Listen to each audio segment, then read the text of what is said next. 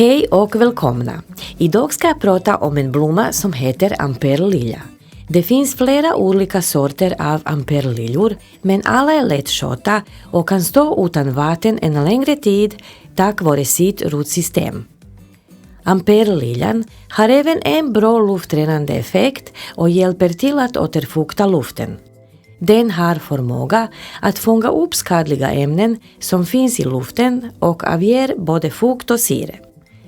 Den är en riktig hälsoväxt, väl värd att odla.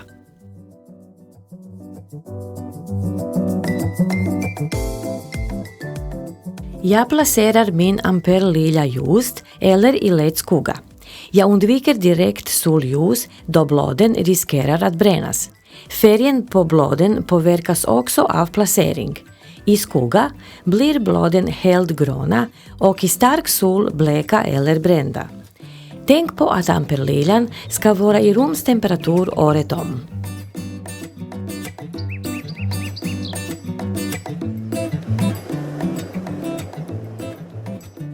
Det krävs inte mycket till skötsel för att din amperlilja ska trivas och må bra. Jag brukar vattna rikligt för att hålla jorden lätt fuktig, vilket är det bästa för växten. Amperliljor klarar också av att torka upp mellan vattningarna. Så det gör ingenting om man missar att vattna den någon gång ibland. Om ni vill få extra fina blad så kan ni tillsätta lite kruxväxtnäring i vattnet.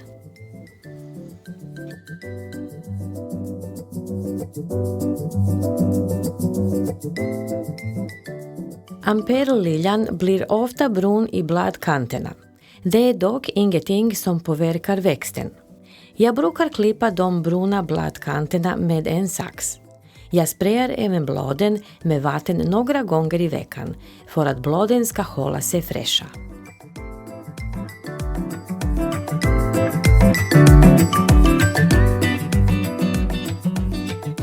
Att ta sticklingar från amperliljan är enkelt. Jag brukar själv klippa av en av små plantorna som växer längs stränglarna. Sen planterar jag den i en egen kruka och låter den växa.